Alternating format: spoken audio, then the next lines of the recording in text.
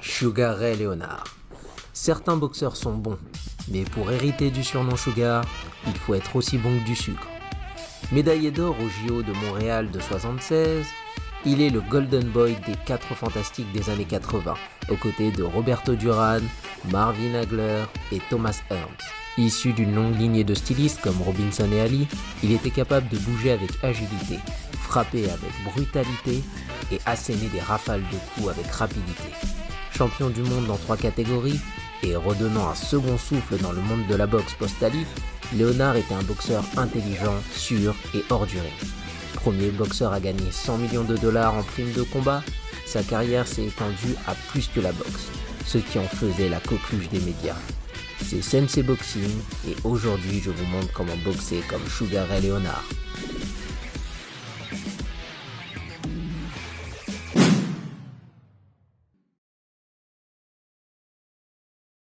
Leonard et Ali partageaient beaucoup de similarités.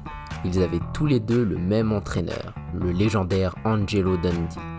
Tous deux étaient adeptes de l'outboxing en circulant autour de l'adversaire afin de l'harceler avec le jab.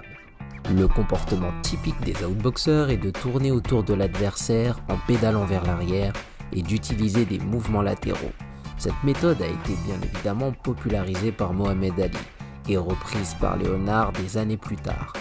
Ils utilisaient tous les deux leur jeu de jambes afin de créer de l'espace et de travailler à longue distance. Une des techniques les plus connues de Leonard est en effet une des railleries de Ali, le fameux Ali Shuffle. Utilisé principalement pour se moquer de l'adversaire et ensuite placer une combinaison de coups rapides. Pas exceptionnellement puissant, ces coups étaient utilisés principalement pour forcer l'adversaire à rester dans une position défensive et impressionner les juges afin de voler un round, surtout lorsqu'il était serré. Leonard était devenu adepte de cette technique, ce qui lui a permis de vaincre des adversaires tels que Marvin Hagler. Des fois, il n'est pas nécessaire de gagner le round, il faut simplement donner l'impression au juge. Très agile, Leonard n'hésitait pas à tourner autour de l'adversaire, à l'instar d'Ali, afin de créer la confusion et des angles de frappe avantageux.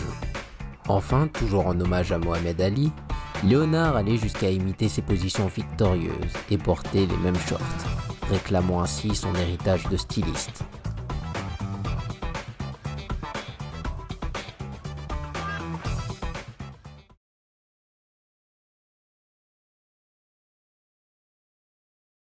Avec une vitesse de main exceptionnelle et un background amateur développé, Leonard a très vite compris que la perception des juges pouvait être décisive au cours d'un combat.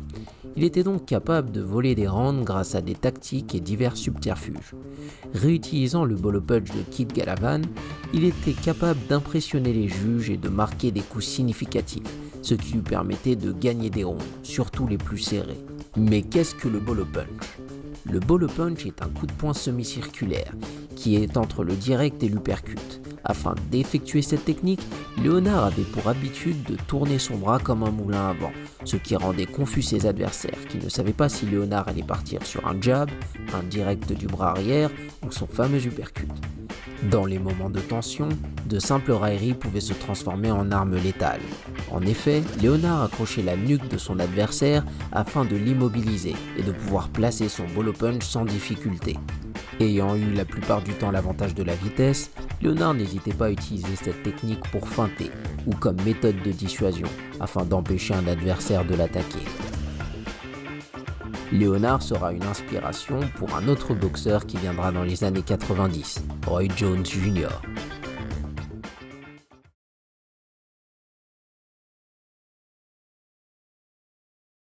Mike Tyson décrivait Leonard comme un pitbull avec un joli visage.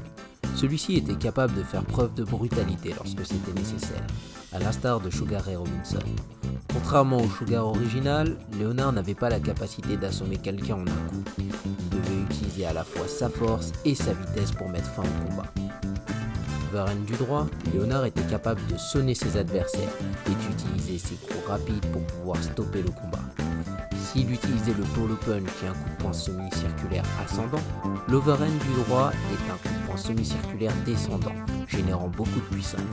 Pour préparer son attaque, Leonard feintait au corps, pour forcer l'adversaire à baisser sa garde.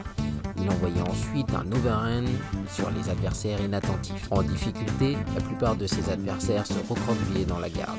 Et Leonard n'hésitait pas à utiliser soit sa vitesse de bras impressionnante pour envoyer de multiples coups, soit des coups très lourds et brutaux pour forcer l'adversaire à abandonner.